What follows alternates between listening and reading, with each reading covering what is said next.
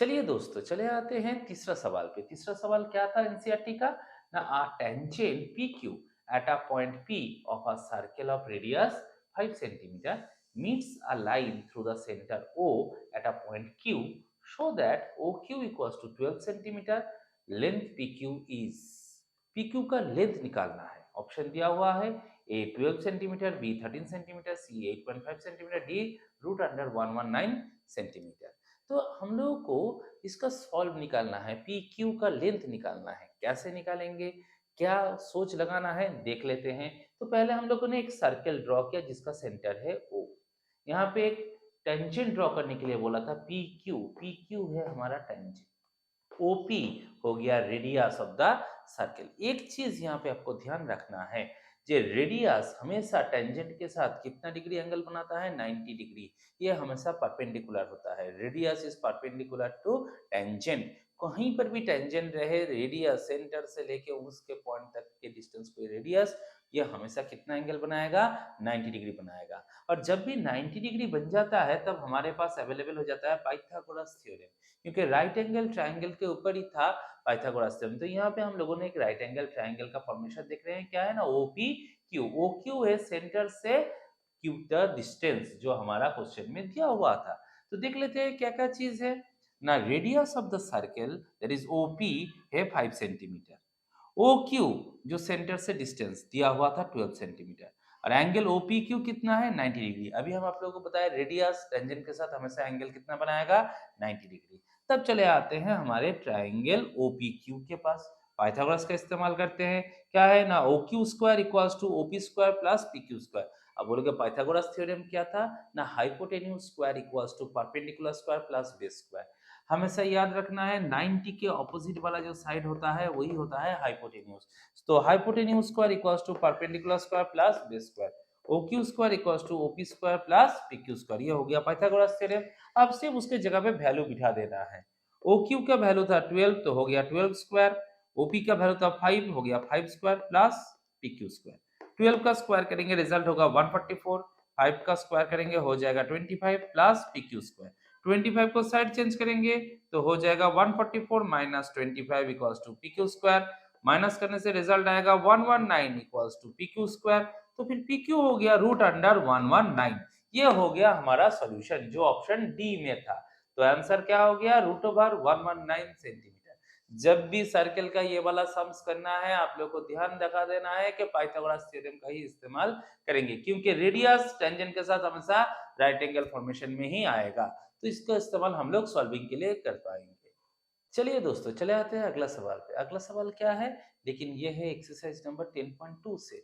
पहला नंबर सवाल क्या है ना, from a point Q the length of the tangent to a circle is 24 centimetre and the distance of Q from the centre is 25 centimetre. The radius of the circle is, option A 7 centimetre, option B 12 centimetre, option C 15 centimetre and option D 24.5 centimetre. देखो दोस्तों, पहला सवाल में क्या किए थे, radius दिया था, टेंजेंट निकालना था। यहाँ पे क्या किए, हमारा दिया हुआ है टेंजेंट का वैल्यू, दिया हुआ है सेंटर से डिस्टेंस का वैल्यू। अब निकालना है रेडियस। कोई तरीके में चेंजेस नहीं है, सिर्फ वही राफ में एक सर्कल का ड्रॉ कीजिए, सेंटर से मार्क कीजिए, टेंजेंट बनाइए, रेडियस बनाइए, तो फिर आपको चीज अवेलेबल हो जाएगा क्या क्या चीज है। यहाँ पे क्या बताया गया था, सेंटर से डिस्टेंस, तो फिर ओ क्यू क्या था ना 25 सेंटीमीटर। टेंजेंट था पी क्यू, वो क्या था 24 सेंटीमीटर। निकालना क्या है ओपी, जो हमारा रेडियस का वैल्यू है। ये हमेशा एक राइट एंगल ट्रायंगल ही होगा। पहले वाले में भी हमने आपको बताया है कि OP that is the radius P Q tangent के ऊपर हमेशा 90 डिग्री ही फॉर्मेशन करेगा, परपेंडिकुलर रहता है हमेशा। तो यहाँ पे इस्तेमाल करेंगे अब पाइथागोरस थ्योरम का। देख लेते हैं कैसे होता है। टेंजेंट पी क्यू था 24 centimetre, distance from centre O Q था 25 सेंटीमीटर। तो in triangle OPQ, OQ square equals to OP square plus PQ square, hypotenuse square equals to perpendicular square plus base square.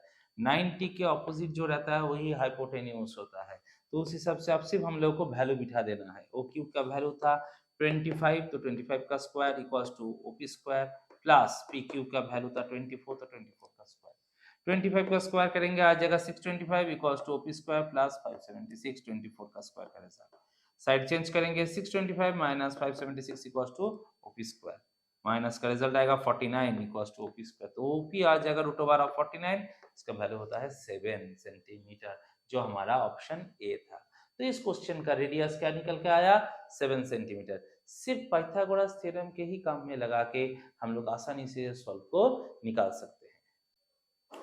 चलिए दोस्तों, चले आते हैं हमारे next सवाल पे। नेक्स्ट सवाल क्या है ना, in figure if TP and TQ are the two tangents to a circle with center O, so that angle POQ equals to 110 degree, then angle PTQ is equal to 60 degree, 70 degree, 80 degree और 90 degree।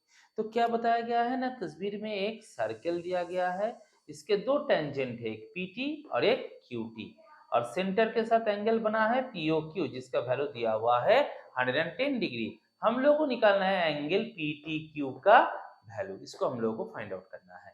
तो यहाँ पे क्या है ना, हम लोग already पता है हम लोग को कि टेंजेंट और रेडियस के बीच का एंगल होता है 90 degree. As we know, radius is perpendicular to the tangent. Tangent और रेडियस के बीच का एंगल रहेगा 90 डिग्री। तो उस हिसाब से हम लोग क्या कह सकते हैं ना, angle OQT equals to 90 degree और angle OPT equals to 90 degree.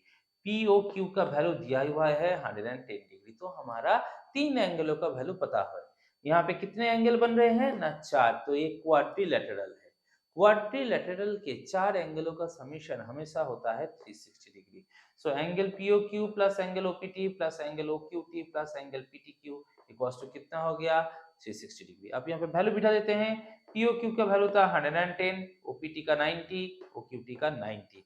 इन तीनों को ऐड करेंगे, आ जाएगा 290 plus angle PTQ equals to 360 degree. 290 को अपोजिट साइड में भेजेंगे तो एंगल PTQ इक्वल्स टू हो जाएगा 360 माइनस 290, रिजल्ट आ जाएगा 70 डिग्री, जो था हमारा ऑप्शन डी। ऐसे करके क्वाड्रिलेटरल के एंगल के समेशन का थ्योरी लगा के हम लोग किसी भी एंगल को फाइंड आउट कर पाएंगे। एक चीज हमेशा याद रखना है, radius is perpendicular to the tangent. अब आराम से आप उसको सॉल्व निकाल